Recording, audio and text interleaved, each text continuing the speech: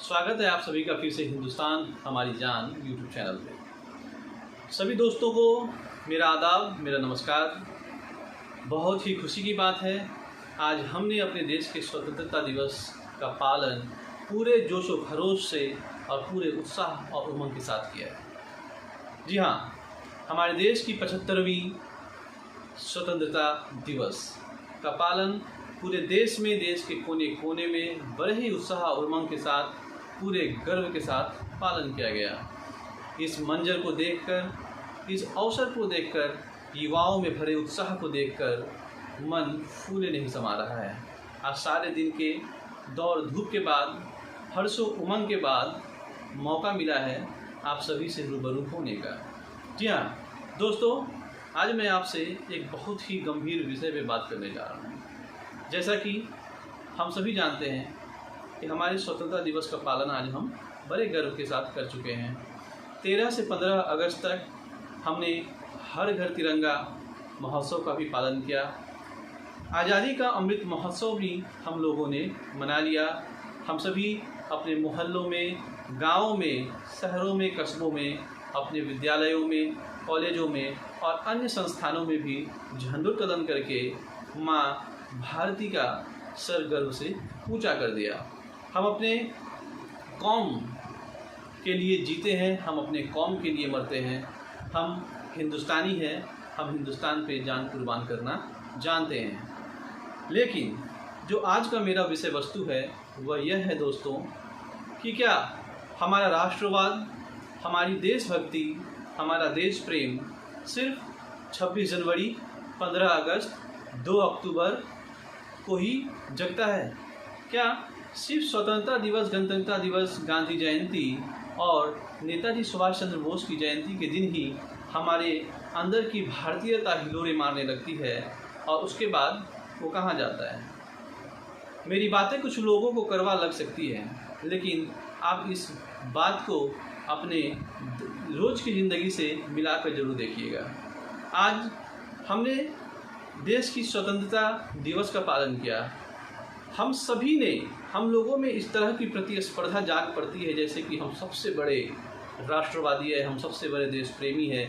हर एक व्यक्ति, चाहे वह बच्चा हो, जवान हो या बूढ़ा हो, उसमें एक यह भाव झलकने लगता है जैसे कि उससे बड़ा देशभक्त कोई और नहीं है।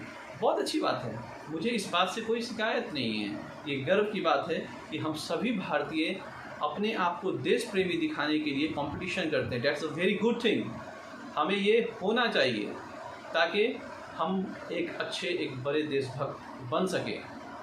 लेकिन मेरा प्रश्न ये है कि आज 15 अगस्त खत्म हो जाने के बाद कल 16 अगस्त से हमारा व्यवहार, हमारी आचार संहिता, हमारे दैनिक जीवन के व्यवहार कैसे होने वाले हैं?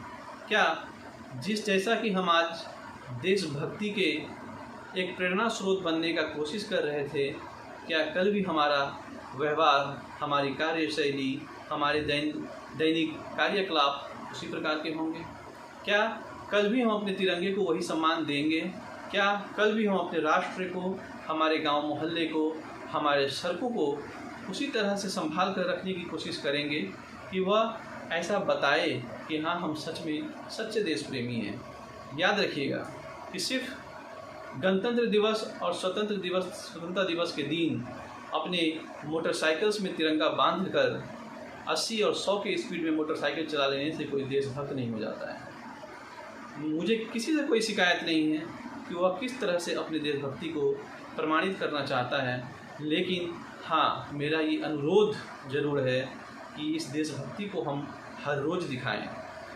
कोई ज़रूरी नहीं है कि हम अपने मोटरसाइकिल्स पे, अपनी कार पे रोज़ तिरंगा बांध के लहराएं, लेकिन कुछ छोटी छोटी चीज़ें हैं साहब, जो हम अगर कर लें तो सच में वो हमें एक सच्चा देश प्रेमी, एक सच्चा राष्ट्रवादी बना सकता है। क्या करने वाले हैं हम? एक बार नज़र मिला लीजिएगा। जिन चीज़ों का मैं सामने आपको बतलाने जा रहा हूँ, इन सारी चीज़ों से हर रोज़ आप लोग खुद भी मुखातिब होते हैं। आप खुद भी इसके पल्ले में पड़ते हैं, लेकिन क्या आप इन पे ध्यान देते हैं? मैं कुछ नहीं, मैं आप लोगों के बीच से एक आम इंसान हूँ। मैं बस उन चीज़ों का उल्लेख करूँगा, आप कल से उन चीज़ों का ध्यान अपने जीवन में दीजिएगा। देख लेंगे हम जब सड़क पे चलते हैं, उसी सड़क पे कोई हमारे सामने से बाइक वाला जाता होगा, एक मोटरसाइकिल वाला जाता होगा जो सड़क पे ही थूक देगा। उसे ये भी एहसास नहीं होगा कि उसके थूकने से सड़क गंदी होगी, और न सिर्फ सड़क गंदी होगी बल्कि उसके पीछे से जो कोई और मोटरसाइकिल सवार या कोई गाड़ी सवार आ रहा है, उस थूक की बूंदें उस व्यक्ति पर भी पड़ सकता है। जबकि हम इस चीज़ से अवगत हैं कि आज जहाँ तहाँ यत्र तत्र थूकने से बहुत सारी बीमारियाँ, जो भी एयरबोर्न डिजीज़ है, जो भी हवा से फैलने वाली बीमारियाँ हैं, वो फैलती है। गंदगी तो अपनी जगह है ही, आपके थूकने से सड़कें गंदी होती है, वो अपनी जगह है, लेकिन उनसे न जाने कितनी तरह की बीमारियाँ फैलती है। तो क्या यह कोई एक राष्ट्रवादी का काम हो सकता है? क्या यह कोई एक देश प्रेमी का काम हो सकता है? ये मेरे सवाल है भाइयों।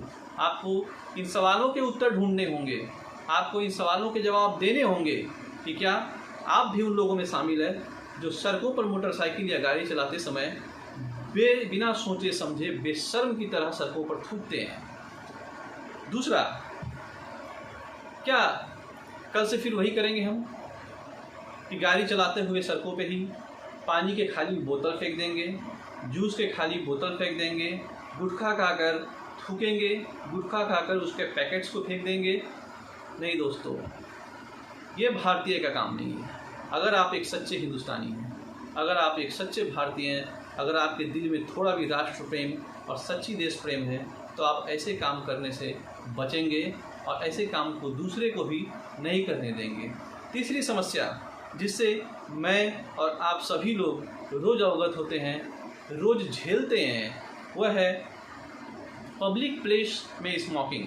सार्वजनिक स्थान पे जो लोग स्मोकिंग करते हैं, बड़े ही बेगैरत और बड़े ही कमजोर किस्म के लोग हैं, बेशर्म किस्म के लोग हैं।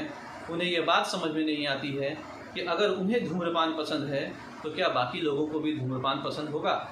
उन्हें ये समझनी चाहिए कि हर तरह से डॉक्टर्स हो, इंजीनियर्स हो, हमारी गवर्नमेंट हो, हमें ये अवगत कराती है, ये अवेयरनेस फैलाती है कि पैसिव स्मोकिंग क्या है।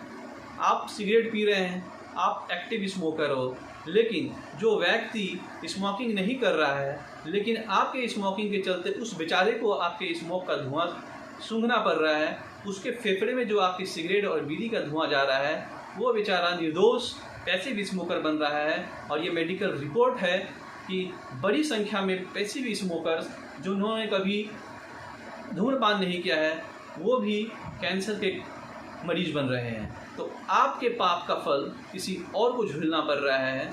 यह बहुत ही शर्मिंदगी की बात है, यह बहुत ही दुख की बात है। और मैं ये दावे से कह सकता हूँ कि ऐसा व्यक्ति राष्ट्रवादी या देश प्रेमी नहीं हो सकता जो अपने ही देश में रहने वाले लोगों को बीमार कर रहा हो। खुद तो बीमार हो ही रहा है, दूसरे निर्दोष लोगों को भी बीमार कर रहा है। तो मैं आप सभी से अनुरोध करूँगा कि जो ऐसा करते हैं वह स्वयं भी धूम्रपान छोड़ दें, और ऐसे लोग जो धूम्रपान नहीं करते हैं उनसे भी मेरा ये निवेदन है, ये मेरी विनती है कि ऐसे लोगों का प्रतिवाद करें, ऐसे लोगों का विरोध करें जो पब्लिक प्लेस पे सार्वजनिक स्थानों पर धूम्रपान करते हैं। उन्हें रोकें कि आप ऐसा नहीं कर सकते हैं, वह इलीगल भी है और अनैतिक भी है। इससे ऐसे लोगों का स्वास्थ्य खराब हो रहा है जो लोग धूम्रपान नहीं करते हैं। अगली बात जो मैं आपसे बतलाने जा रहा हूँ कि कुछ लोग जो बड़े ही शौक़ से जानवरों को पालते हैं अपने घरों पर, शौक़ से तो नहीं कहना चाहिए क्योंकि वो कहीं ना कहीं आर्थिक लाभ के कारण जानवरों को पालते हैं, जैसे गाय, भैंस, बकरियां।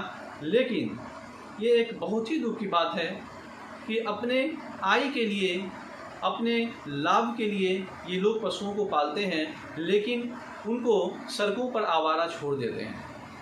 आए दिन इस तरह से यत्र तत्र घूमने वाले पशुओं के चलते न जाने कितनी बार सड़कों पर दुर्घटनाएं घटित होती है और कोई निर्दोष या तो अपने जान को खो देता है या अपने शरीर के किसी अंग को खो देता है। तो देशवासियों, आप सभी से निवेदन है कि इन बातों पर ध्यान दें। क्या यह एक अपराध नहीं है कि आपके दोष के कारण किसी और को नुकसान उठाना पड़े?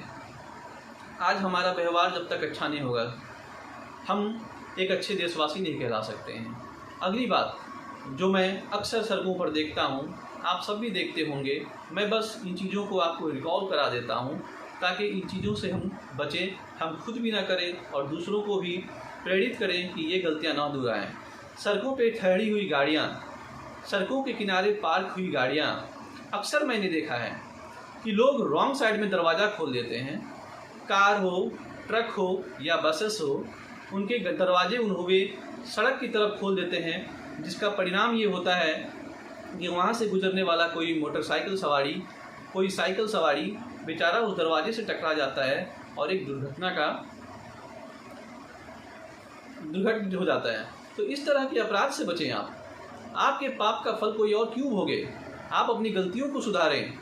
दूसरी सबसे खराब चीज़ जो मैं अपने समाज में देखता हूँ और इस चीज़ के लिए मैं बहुत दुखी हूँ, आप सभी देशवासियों से हाथ जोड़ के निवेदन करूँगा कि इन चीज़ों को बंद करें हमारे समाज में। वो है महिलाओं को घूर घूर कर देखना। बहुत ही असहज महसूस करती हैं लड़कियाँ अपने आप को, जब हमारे समाज के कुछ असामाजिक तत्व, कुछ बिगड़े लड़के, कुछ लुच्चे लफंगे लड़के लड़कियों को घूर घूर कर देखते हैं।